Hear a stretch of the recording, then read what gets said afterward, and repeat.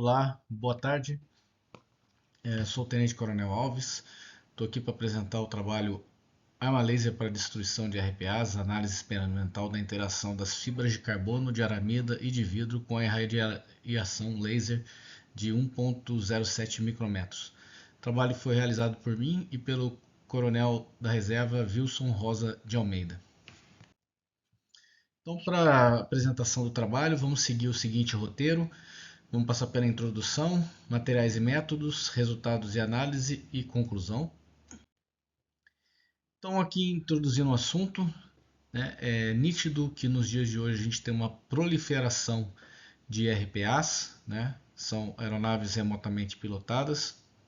Nessa imagem tem alguns exemplos delas, que vão desde os drones comerciais até as aeronaves não tripuladas militares, né, que estão em amplo uso. A gente pode ver isso nos teatros de operação do Oriente Médio, da Ucrânia, e tem também se mostrado algumas vezes elas game changer, né? Para sistemas antiaéreos, nós temos, né, a grande maioria compostas por sistemas de mísseis e canhões antiaéreos. No entanto, frente às swarms e também a utilização desses sistemas em áreas densamente povoadas coloca sérias restrições quanto ao seu emprego. Então, nesse momento, aparece a arma laser devido à sua capacidade de engajamento na velocidade da luz e, em alguns casos, pouquíssimo tempo de iluminação do alvo. Então, armamento laser já é uma área de pesquisa antiga. Conforme a gente pode ver na imagem, desde 1976 os americanos já têm pesquisa na utilização de armamento laser para destruição de artefatos, nesse caso mísseis balísticos continentais, intercontinentais, e aí a gente vê o Airborne Laser Laboratory, mas até então a grande restrição desse tipo de armamento era peso e volume. No entanto, com novas tecnologias, essas limitações puderam ser contornadas.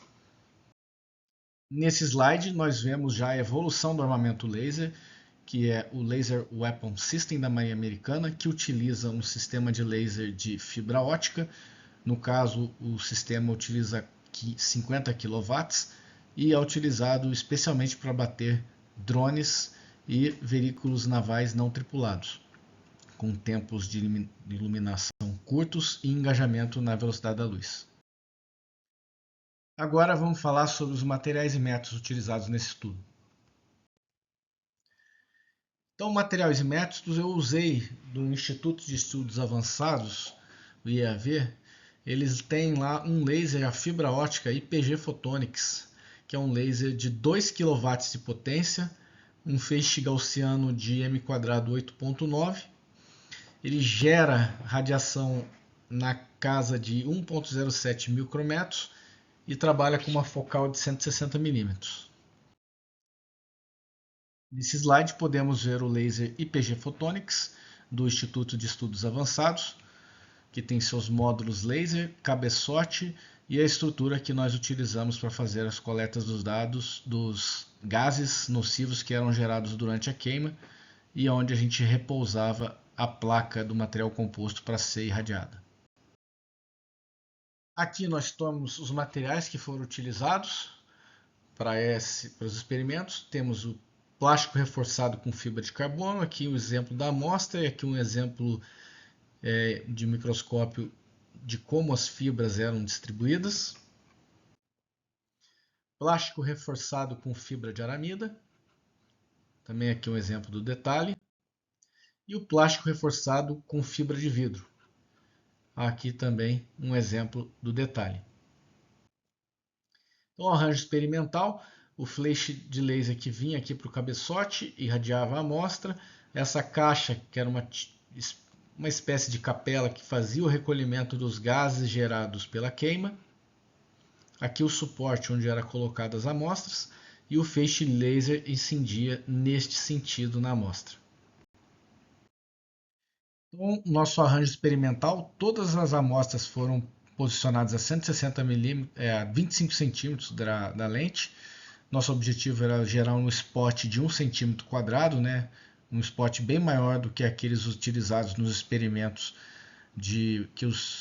para processamento de materiais, para corte, tratamento de superfície.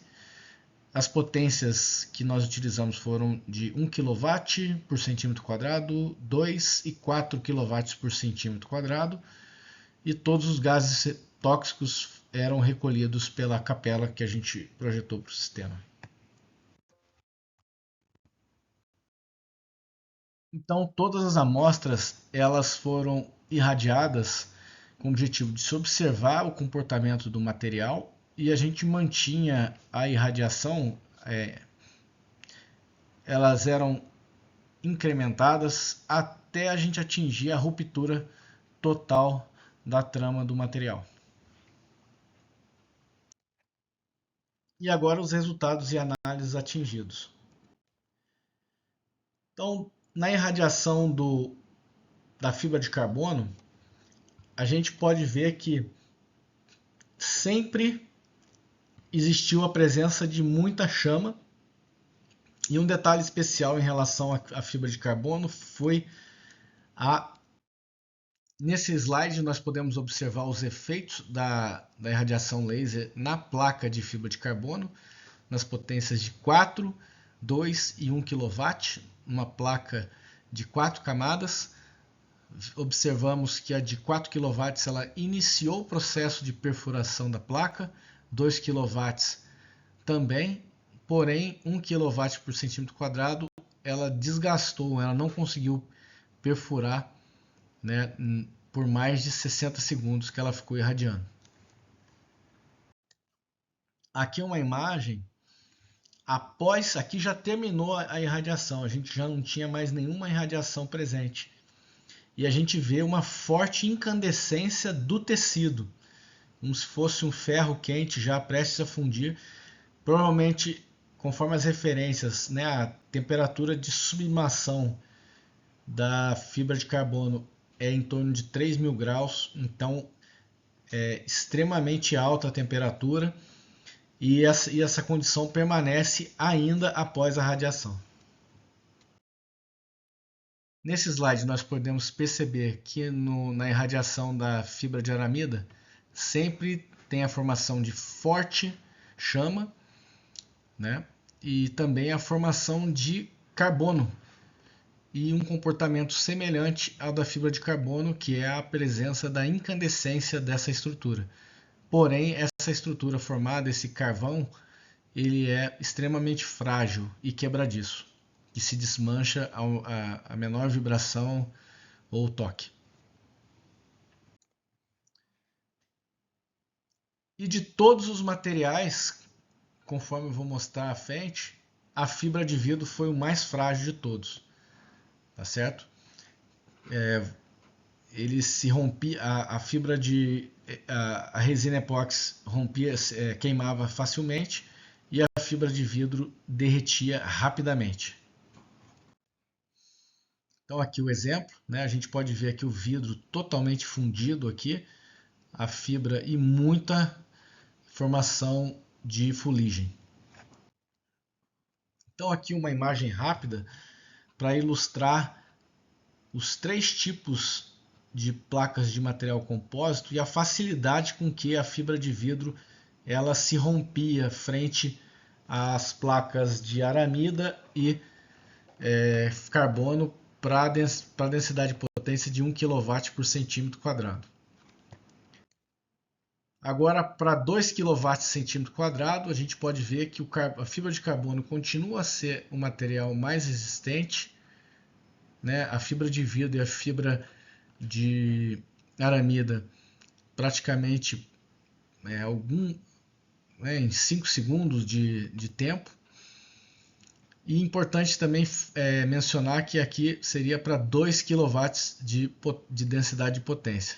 E isso aqui são os pontos onde foi rompido a fibra. E aqui para 4 kW por centímetro quadrado, os tempos cabe-se mais investigação acerca desse detalhe, porém os tempos de fibra de aramida eles começaram a aumentar porque aumenta-se as camadas e aumenta a quantidade de carbono que vai se formando ali na área irradiada. Nesse momento agora a gente vai fazer uma simulação utilizando os resultados obtidos e essa fórmula que mostra a irradiância sobre o alvo, considerando os fatores de potência, abertura do feixe na fonte, m², comprimento de onda e distância. Isso para uma arma laser de 10 kW, 1.07 micrômetros, e assumindo que o mecanismo de direcionamento de feixe sempre vai colocar o menor spot em cima do alvo. Então, nesse gráfico, nós podemos observar que os tempos para se perfurar a estrutura eles ficam entre 2,5 segundos até 60 segundos, né? As distâncias vão variando de 0,7, 1,3, 1,7 quilômetros. A gente vai ter mudanças no tipo do regime de destruição do artefato.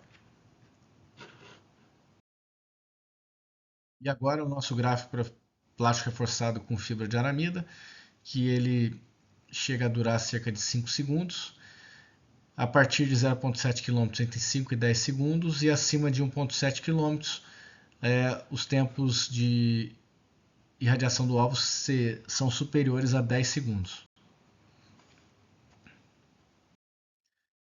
E agora o plástico reforçado com fibra de vidro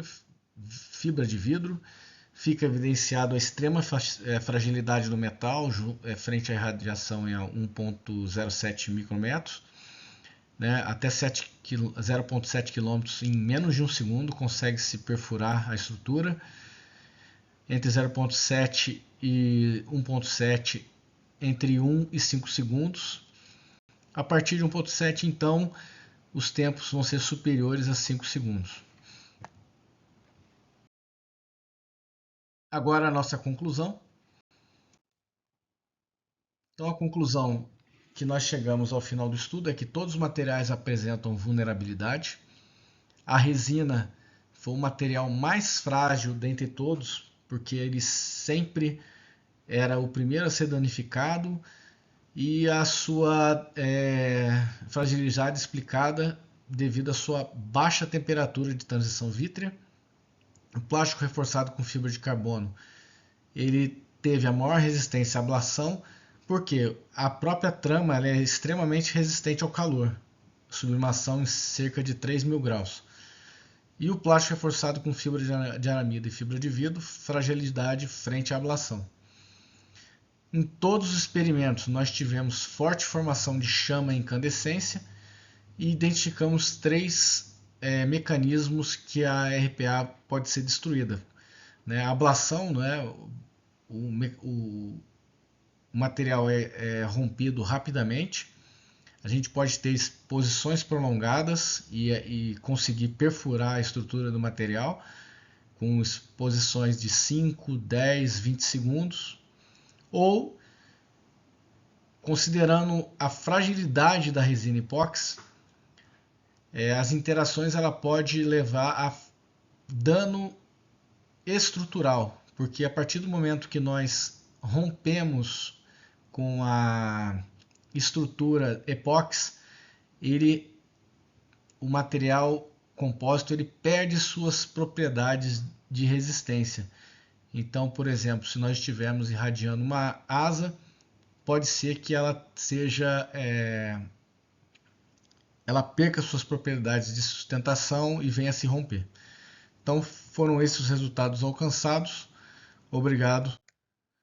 E gostaria de fazer os seguintes agradecimentos ao IEAV por ter cedido o laser para esses estudos, a Altec Materiais Compósitos, que gentilmente nos forneceu esses materiais, comando de preparo que me enviou para fazer esse estudo, CNPq e CAPES. Muito obrigado.